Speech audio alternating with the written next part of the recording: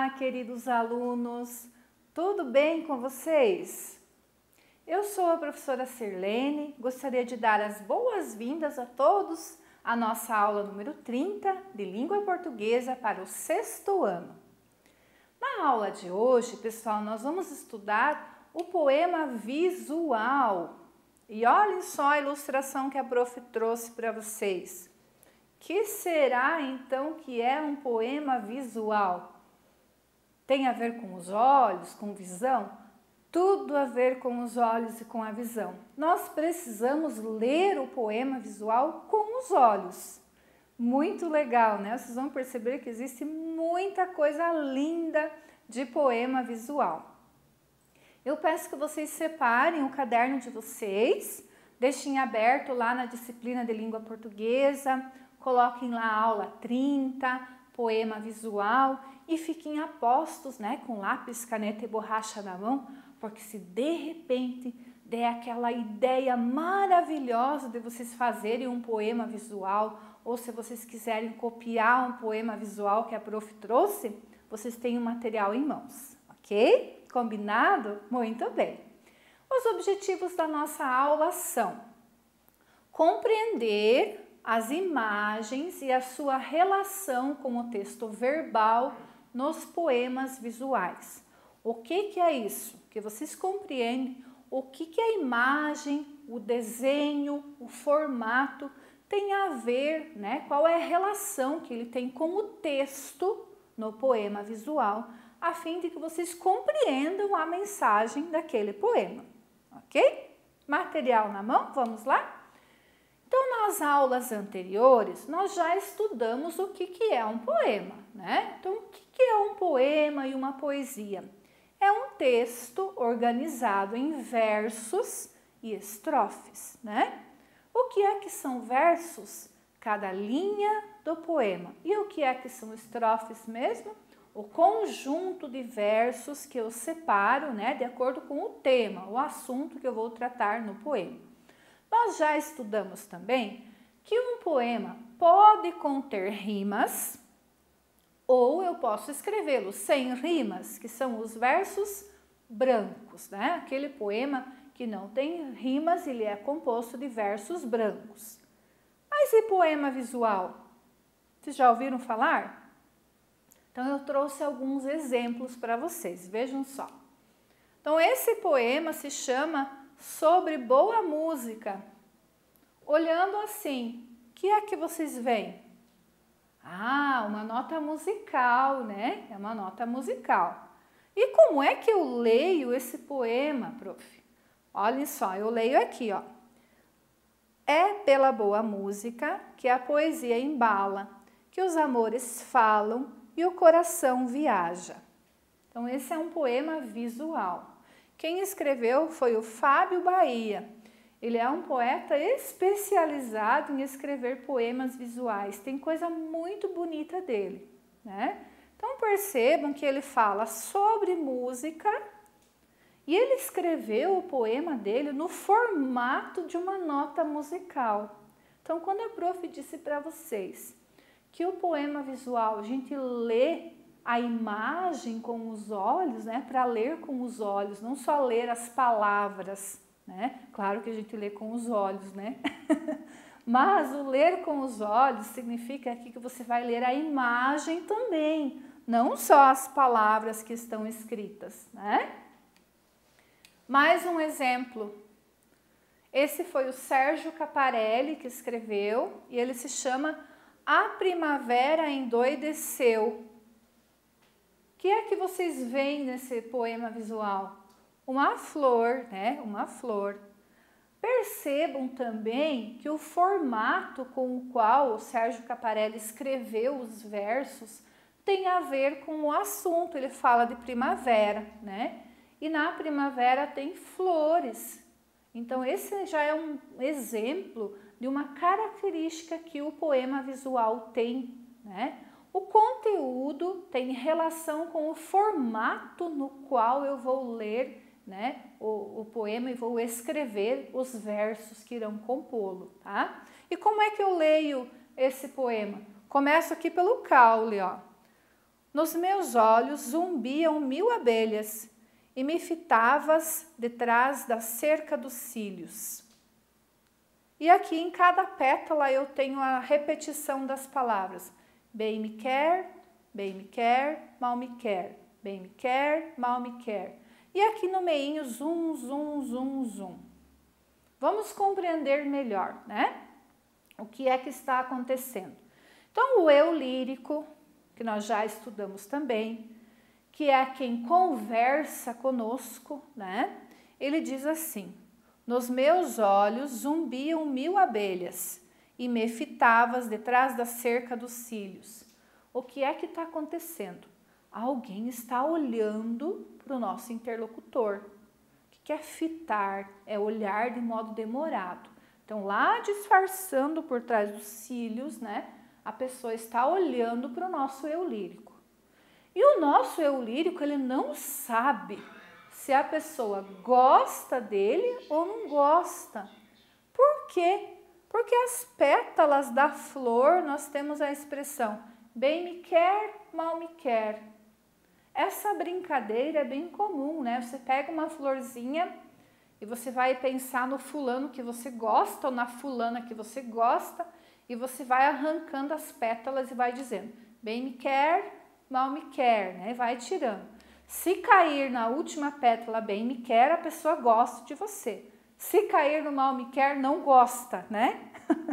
Então é o dilema, esse é o dilema que o nosso eu lírico está tendo. A pessoa está olhando para ele e ele não sabe se a pessoa gosta dele ou não gosta. E quando ele fala assim, que nos meus olhos zumbiam 1000 abelhas, é porque ele tem essa dúvida, né? Ele tem essa dúvida, ele não sabe, né, o que é que a pessoa quer dizer, tá?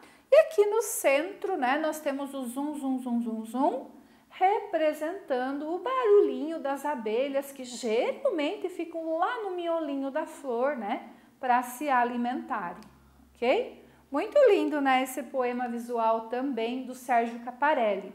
Ele também tem muitas outras criações muito bonitas que vocês podem pesquisar, tá certo? E essa, também do Sérgio Caparelli, Canção para ninar gato com insônia. Meu Deus, gato com insônia. Gato tem fama de ser dorminhoco, né? Vive dormindo. Mas o Sérgio Caparelli fez um poema que se chamou Canção para ninar gato com insônia. E percebam também que o poema está escrito no formato de um gato. Ele está dormindo? Não, ele está sentadinho, né? Ele está sentadinho lá. E olhem só que os versos estão compostos por onomatopeias, as palavras que imitam os sons, que nós também já estudamos, né? O gato inteiro está escrito no formato do ron, ron, ron, o gato ali ronronando, né? E aqui do ladinho, zzz, representando o barulhinho de que está quase dormindo, né? Então, a canção para ninar gato com insônia, qual é? O ronronar dele ali, que ele está quase dormindo, né? Muito bonito também, né? E criativo, né? O jeito com que o poeta usou para transmitir a mensagem, usar as palavras, né? As onomatopeias, os formatos que ele usa. E quais são, então, as características do poema visual?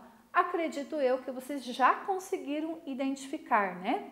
A principal característica do poema visual é a construção de uma imagem, ou seja, ele forma um desenho, como vocês perceberam, né? O desenho do gato, o desenho da nota musical, o desenho da flor, né?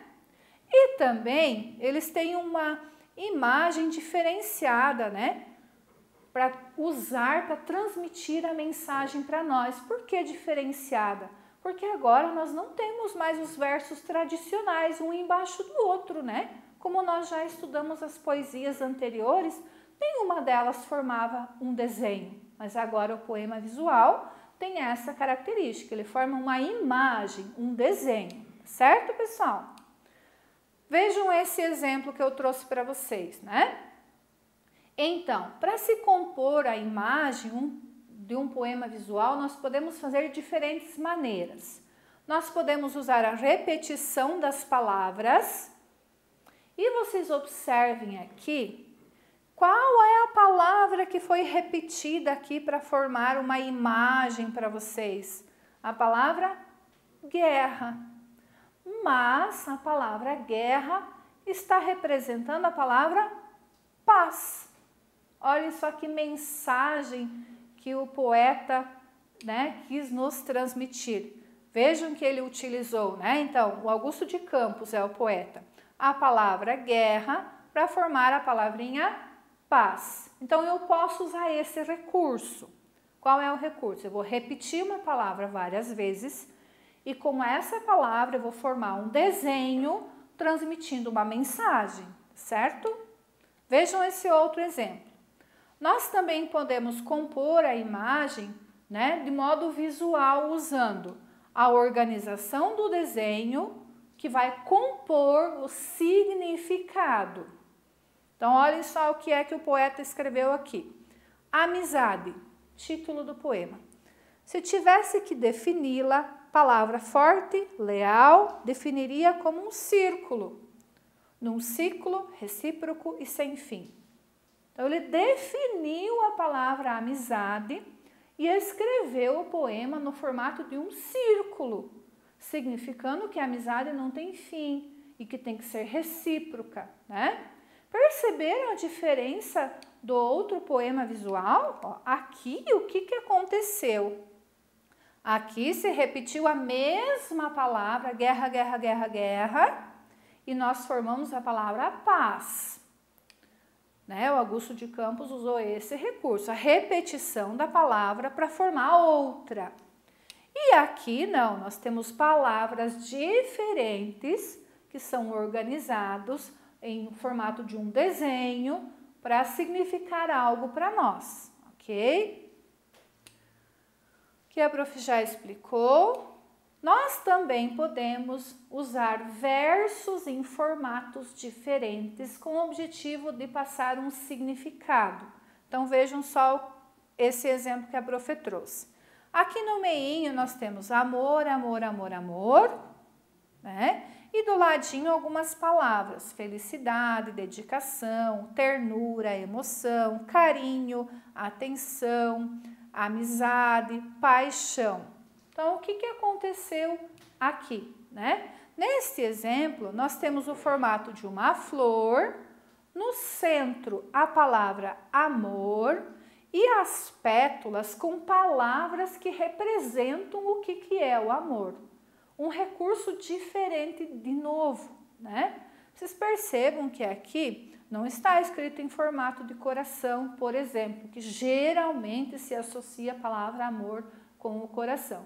Usou-se uma outra, né, um outro formato. O autor optou por fazer diferente, ok? E com esse exemplo nós vamos encerrando a nossa aula, né? Então não esqueçam, pessoal, o que é um poema visual?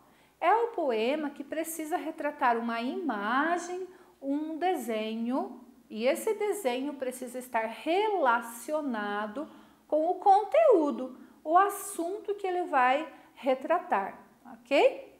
Eu agradeço a atenção de vocês, lembrando-vos que tem atividade para fazer sobre esse assunto e nós nos vemos numa próxima aula. Até mais, tchau!